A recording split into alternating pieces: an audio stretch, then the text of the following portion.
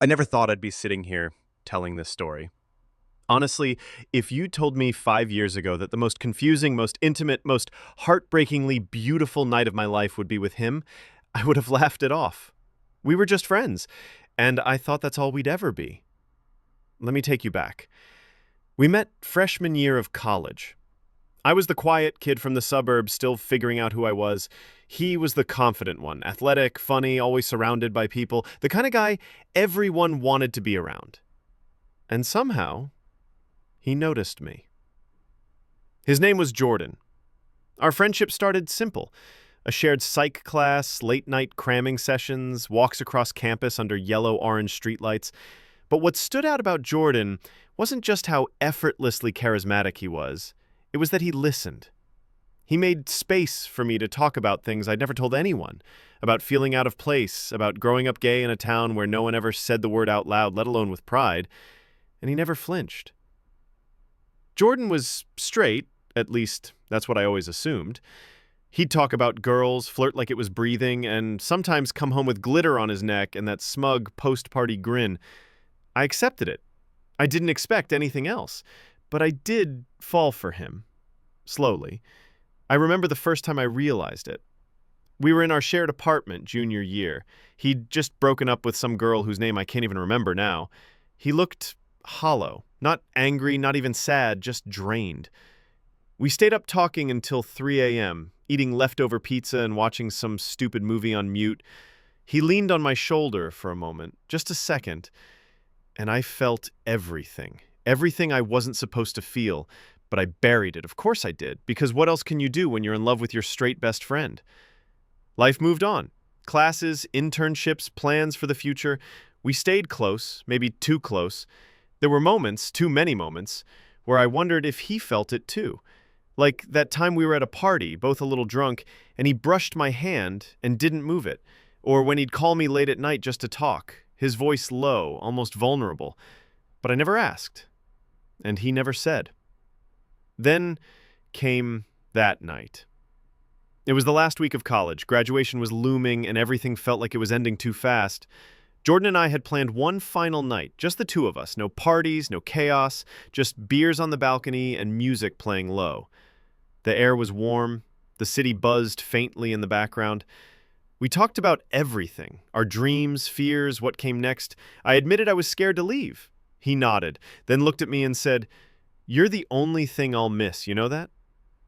It wasn't a line. It wasn't flirtation. It was honest.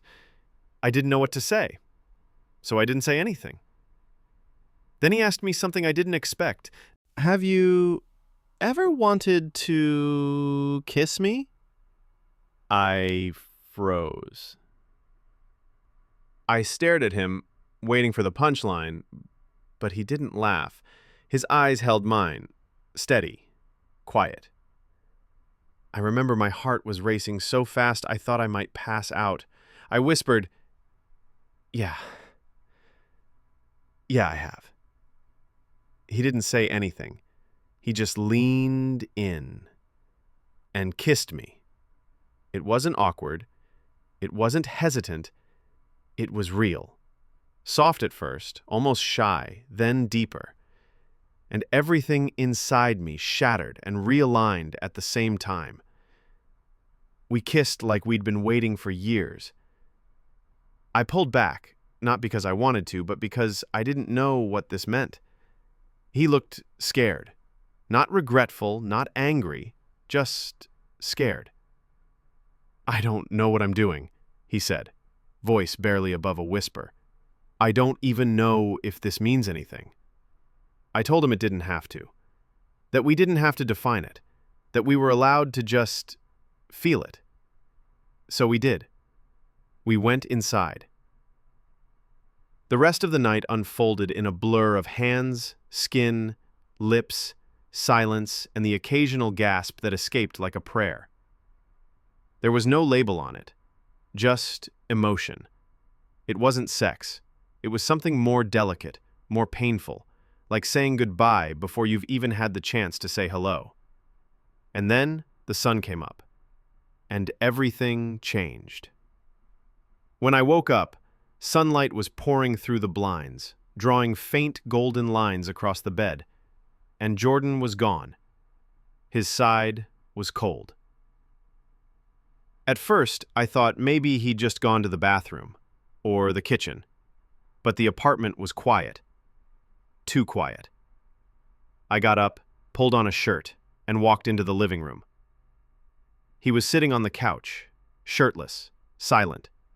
There was an untouched glass of water in his hands, and he was staring at the floor like it was the only thing keeping him tethered to the earth. He didn't look at me when I came in. "Hey," I said, softly. His voice was flat. "Hey." I sat down beside him. Not too close. I didn't know if I was allowed to be close anymore. Last night still clung to my skin like the scent of him on the sheets. Every part of me wanted to reach for him, but I didn't. He finally spoke. That shouldn't have happened. I felt like I'd been slapped. I nodded slowly, trying to keep my breath even. "Okay.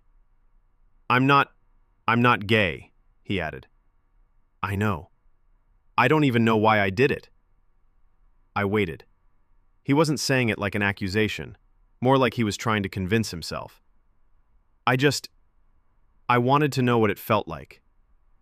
I nodded again. Silence sat between us like a wall. We didn't talk much after that. He got up, said he needed to go for a walk, said he needed space, and he took it. The next few days were a blur. Graduation, family, photos with fake smiles.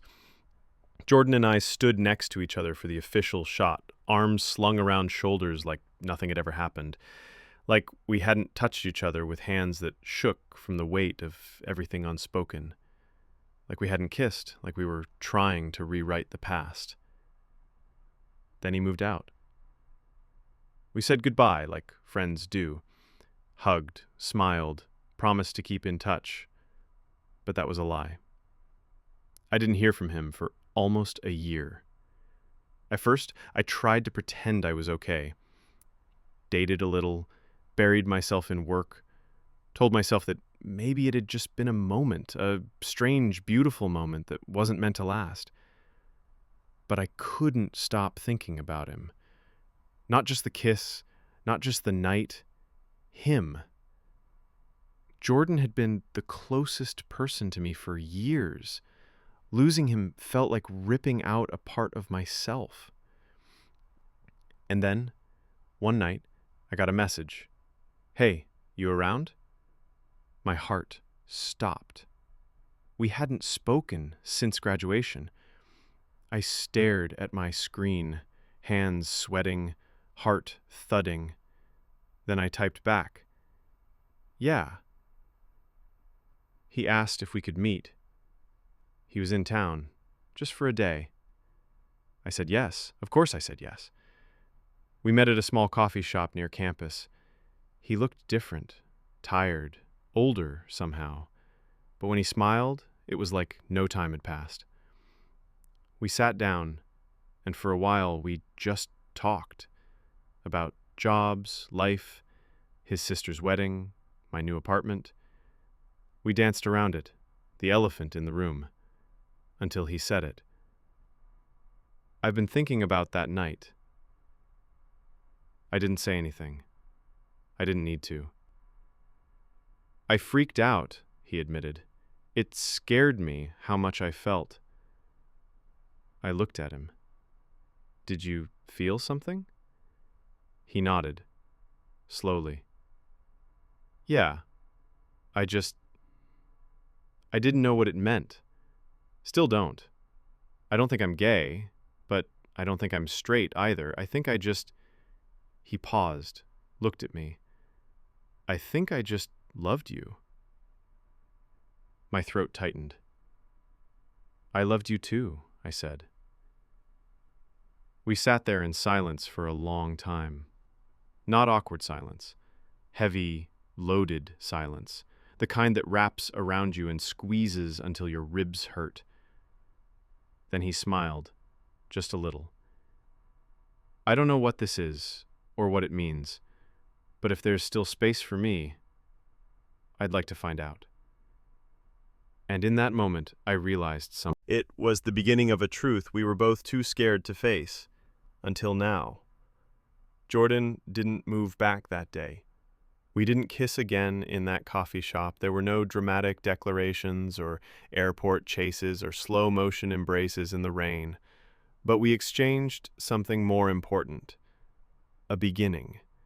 He went back to his city and I stayed in mine. But the silence that had stretched between us for almost a year began to unravel. Slowly. Purposefully. We started calling once a week, then texting every day. It was different this time, gentler, more careful. There was a raw honesty in our conversations now, stripped of the fear that once wrapped our words in silence. He told me things he'd never said out loud before, about how, growing up, there had been feelings he'd buried so deep he forgot they were there. About how our friendship had challenged everything he thought he knew about himself, about how terrified he was to want something he didn't understand. And I listened, not because I needed him to change, not because I wanted to fix him, but because, for the first time, he was letting me see him, not the version of himself he showed the world, but the vulnerable, tangled, scared, real Jordan underneath. And in return, I told him what it had felt like to fall in love with him, the ache, the shame, the helplessness, the way I'd tried to move on but no one had ever quite measured up, not because they weren't good enough, but because they weren't him. We spent nearly 6 months rebuilding, and then, one weekend in early fall, he came to visit. This time it wasn't impulsive, it wasn't charged with alcohol or confusion. It was a conscious choice. He stayed at my place. We didn't sleep together the first night. We didn't even kiss. We just talked. But everything felt different, calmer, like we'd both finally caught up with something we hadn't been ready for before. The next morning, I was making coffee when he walked up behind me, wrapped his arms around my waist like it was the most natural thing in the world, and he whispered, "I missed this. I missed you." I turned around, heart thudding in my chest. "So, what are we doing?" His eyes searched mine. "I don't know exactly, but I want to find out. With you." We kissed again, this time without the fear of the unknown crashing down over us. And it wasn't perfect. Nothing ever is. There were hard conversations about what this meant, about how to define it. He struggled with labels. Still does. I told him he doesn't need one, that he doesn't owe the world a definition if he doesn't have one. All I needed was the truth between us. We started dating, quietly.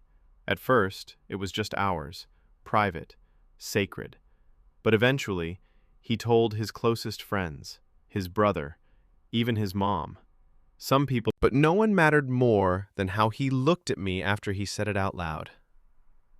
"This is who I love. This is the person I choose."